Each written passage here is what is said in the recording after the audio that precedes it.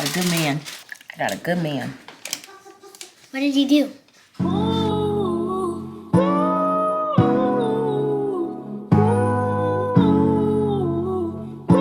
I just want to give a shout out to my husband because it's negative whatever outside. This man ran outside with no coat to go start my car. If that's not real love, I don't know what is. I appreciate you, King. I appreciate you too.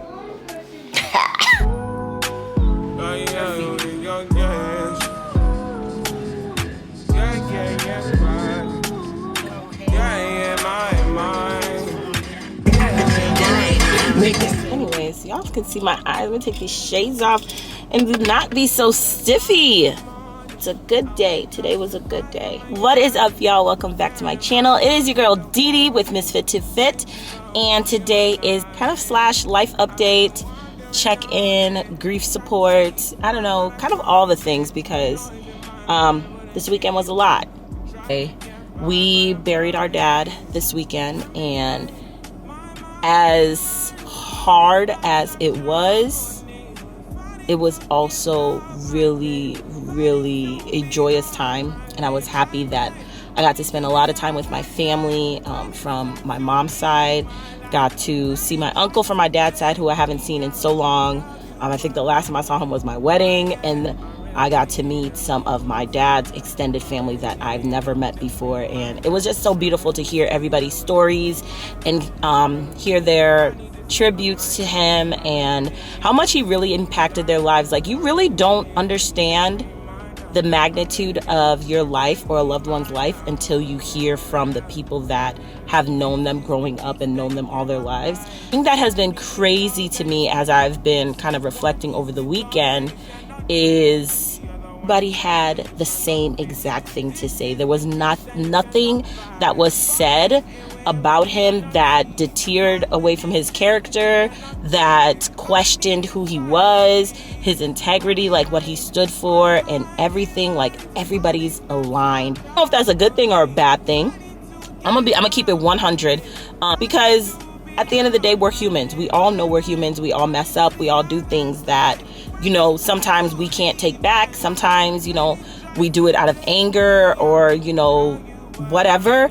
But the fact that this man lived a life for 66 years and impacted so many people the exact same way, and if that does not scream like powerful to you, I don't know what is. And like, reflecting on my own life, I'm like, there's pieces of me that I have seen in him and like what he stands for over this whole entire, you know, grieving process, this journey of, you know, dealing with his loss.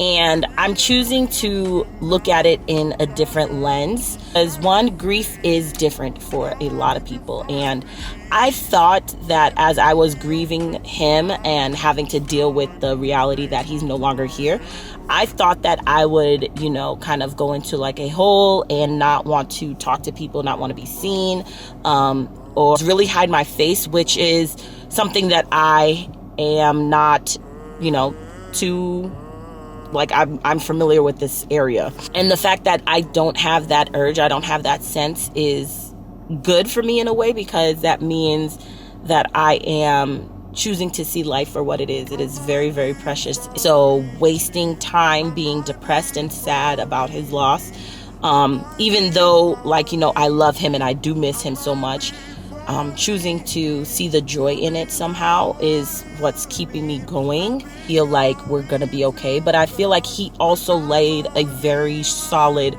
foundation for our family, for how he wants us kids to grow up and be. He laid a solid foundation of like what to expect and what to put out there, because as people were giving their tributes, they were saying how hardworking he was, how he was there for people. He called obsessively. My dad loved to call people on the phone and like talk to them. Oh my gosh, about nothing. It's usually about nothing, or like how you're doing or something like that. And then, you know, conversation will kind of go from us kids. We felt annoyed because, you know, it's like, why is dad calling us? This is like the 6th time this week and it's only Thursday or something like that. And that's the kind of person he was. He was very persistent. He loved people. He would do anything for people. He literally gave the shirt off his back to one of our family friends twice. Even before he passed, he was helping people with their like different businesses. So for those of you guys who don't know, my dad used to be into like signage, making t-shirts, mugs, different things for different people. He was into embroidering, screen printing, and all that type of stuff.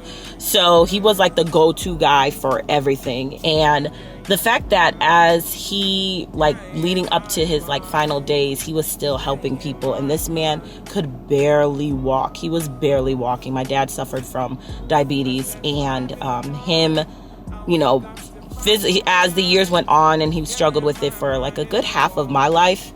I think I was 13 when he was first diagnosed, so like a good 20 something years he had. And, you know, his strength just started to weaken within the last couple of years.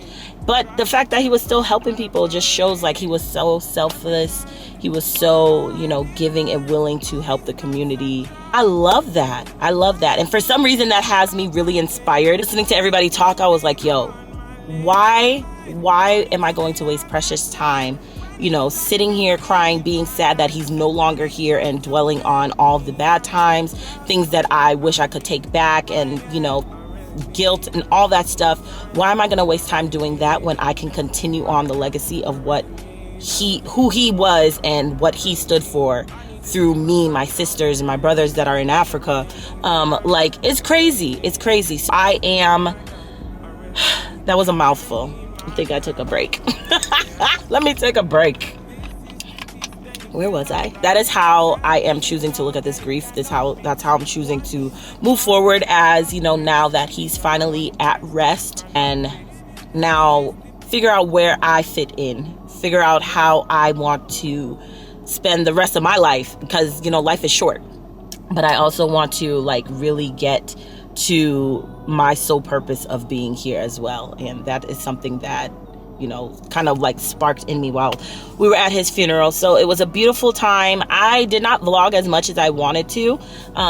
Scratch that. I didn't vlog at all, because I wanted to really sit in the moment and be present with my family, which we don't get to see each other often. And like you guys have seen in my previous videos, I've been talking about how much I miss my family, and I'm so like sad without them, and seasonal depression, all that stuff. And then the fact that they all came together, like all of my cousins were here, minus one person. All of my cousins were here, and it was just so happy and beautiful.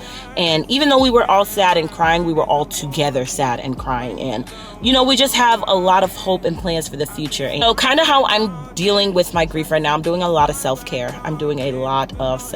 And pulling back when I feel the need to, when I start to feel myself getting overwhelmed and anxious. And you kind of feel it in your body when you start like responding to people weird, or you're like getting tensed, or you notice like you're not getting sleeping. That's when you need to start pouring into yourself and start telling other people no, and taking time for yourself. I am at the gym. I originally wasn't going to come to the gym because I had already did an intense workout yesterday, but I woke up and my body was like super tight from that workout. So I was like, I'm going to come to the gym, and I'm going to stretch a little bit. So I'll take you guys through my routine.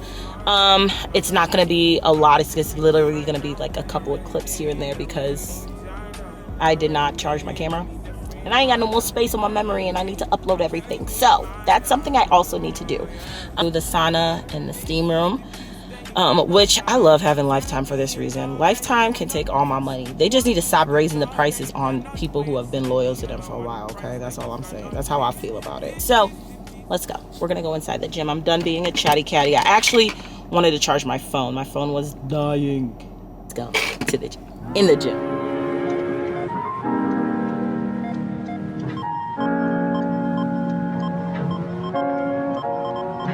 Yeah. Niggas at the fraudulent, thinking I will notice it. Hustle hard, grind, motherfucker, you won't owe them shit. OG's always told me, if you ever load the clip, make sure that you on point, never aim below the hip. Stressing from anxiety, I don't want to show none of that pain that sit inside of me. We was playing cops and robbers, you was playing hide and seek. That's how we grew up though, it's hard to change society. You dig? Shit, things I speak on about my life, that shit don't embarrass me. I put it in my music cause shit feel like it's therapy. Two things on my mental, my cheddar and my baby girl. I'm talking about you, ma, you humbled me and made me thorough. Rest in peace, Breonna Taylor. Make sure that you say a name. Bow your head and close your eyes. I pray this world don't stay the same. Keith, I love you, dog. Can't no say I feel no pain. I'd rather have you sit with God. I feel this world don't ever change. I feel no pain, yeah. Feel no pain going through my mind. Feel no pain, I feel no pain going through my soul. Yeah. Feel no pain going through my mind. Feel no pain, when I say I feel no pain, I'm not talking about like it don't affect me and no dumb shit like that. I'm talking about like that shit make you feel numb, nigga. Fuck. Yeah. Feel no pain, I feel no pain going through my mind. Feel no pain, yeah. Feel no pain, yeah. See, give respect, you give respect. Live your life with no regrets. I'm way too fucking young to be living. At the tech, gunshots put me by my soul. Lost my brother to these streets. That put my heart on ice. Shit feel like it's 2 degrees. Teardrops, rest in peace, teas and them eulogies. And here's the worst part, none of it for new to me. Niggas getting booked for nothing. Cops acting soft, 23 and 1. His scheming soldier, take these shackles off. I feel no pain, I feel no pain going through my mind.